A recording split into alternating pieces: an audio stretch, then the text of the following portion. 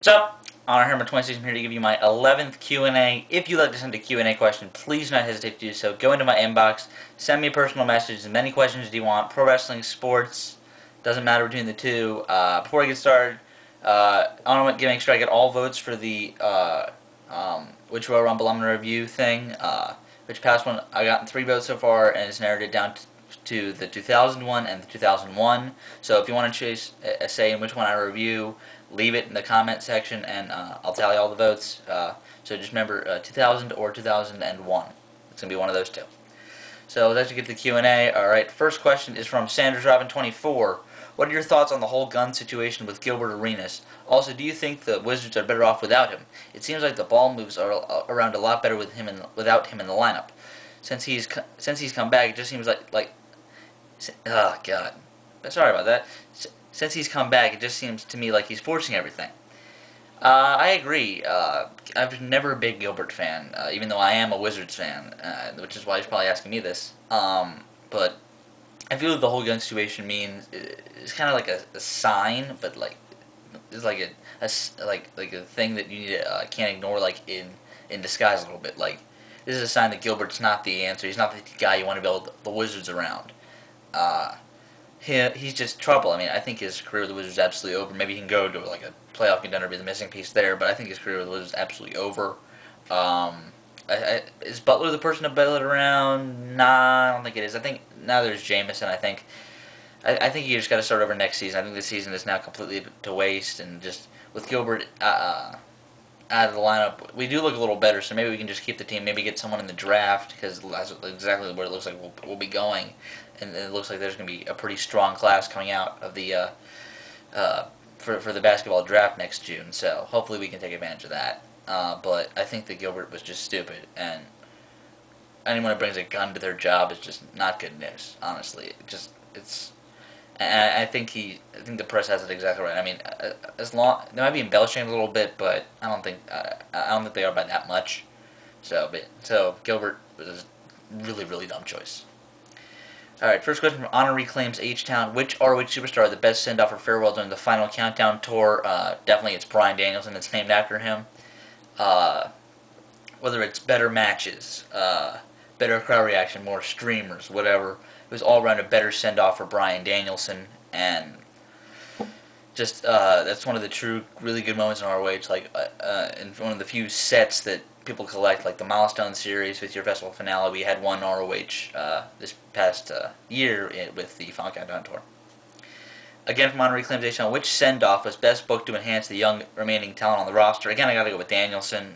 Pretty much no doubt Danielson.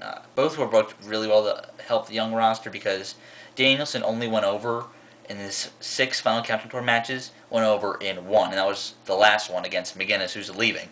So, and all the people who were staying in ROH, he lost every single match and made every single one of them look good. Like, every single one was a 4-star match. Like, the 2 on HNet were both 4. Danielson Hero is 4.25. Aries and Danielson, I know I gave 4.25 on my review, but I watched it again, it should be 4.5. Danielson and Richards, 4.75. And the last one, to say just thank you, was a strong 4.5. So, just the entire tour was really well booked, but I gotta go with Danielson. Just he put everybody over to end his ROH career, which was a really good move in my opinion by Pierce. And I'm sure Danielson has a good wrestling mind, and I'm sure he would do that as well. Alright, HonorReclaimsHTown again. Name the 3 ROH World Title matches you rewatched the most. Definitely number 1 would be Joe and Aries from Final Battle 04. That's probably the greatest single moment in ROH history, or it's definitely top 3.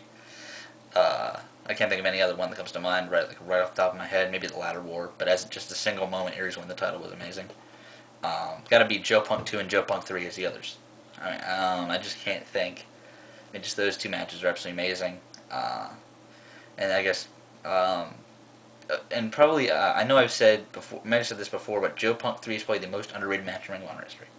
It gets maybe a little bit overlooked because of Joe Punk 2, which is better, but Joe Punk 3 is still a 5-star match in my opinion. Alright, from Misfit51, you're a Redskins fan, so I was wondering, since I'm not all that big into football, like I used to be, when do you think Colt Brennan is going to get a shot? He's been with the team for over a year and a half and hasn't even thrown a pass yet, to my knowledge, he hasn't. I was always a big fan of Brennan's because I'm a Hawaii Warriors fan. I was wondering what you thought on where he was going, because when he was drafted, he was going to be a developmental project or whatever, kind of retooling NCAA record for passing touchdowns. He hasn't thrown a pass yet. There's a lot in there. So basically, what do you think about Colt Brennan, who's basically on the Redskins as kind of our backup quarterback behind Campbell? He's going to get a shot now. Campbell's not going to be our quarterback. I mean, after the marvelous season he just had. I think if we don't draft a quarterback, which I don't think we should, Brennan will get a shot. I mean, it's going to be Brennan. I mean, Campbell maybe is going to start, but Brennan will be our quarterback by the end of next season. I predict if we don't draft one, even though I really like, even though I don't think quarterback is our biggest.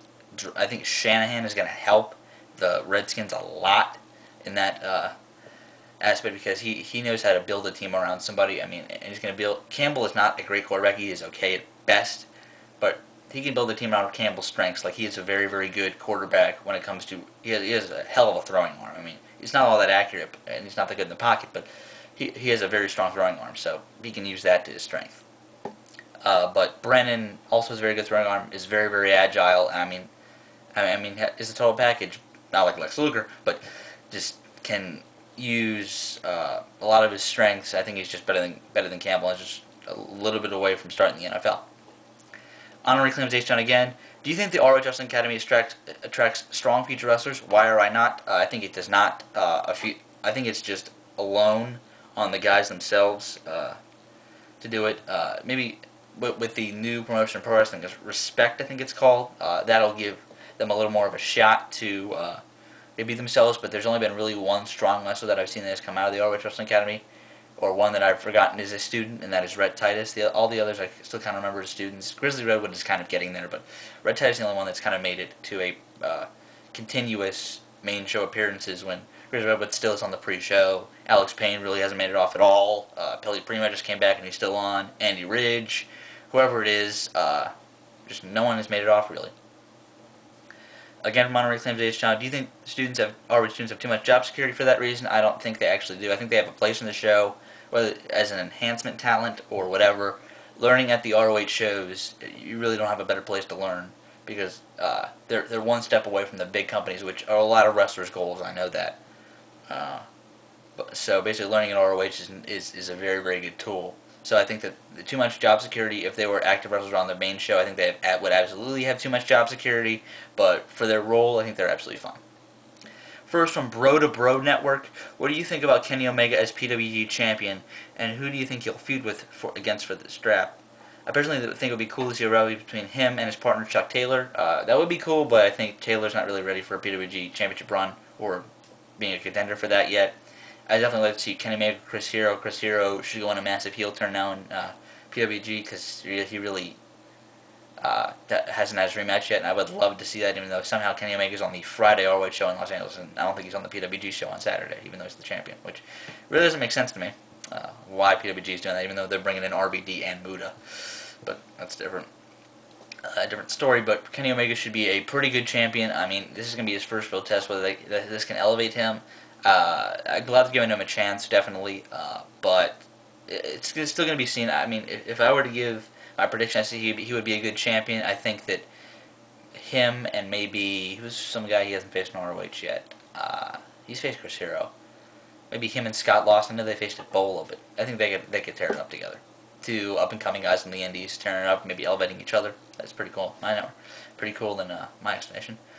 And again, from Bro to Bro Network, what pay-per-views do you think could have been great because of the card, but totally under-deliver? There's a lot of WrestleManias that have done that. 25 could have been better. 21 could have been better. 23, 22. TNA pay-per-views, there's a lot of them. Slammiversary from this past year could have been better. Bound for Glory could have been better. Bound for Glory 08 could have been better. So ROH pay-per-views, Cage Collision could have been better. Or maybe just ROH shows. Undeniable is a pay-per-view, but which show was I? Maybe even Contention, the show I was at, could have been a little bit better. I mean, it could have been great, but I really didn't expect a whole lot. Maybe some of the rest. Maybe King of Trios in this past year could have delivered a little more. It was still great, but could have delivered a little more.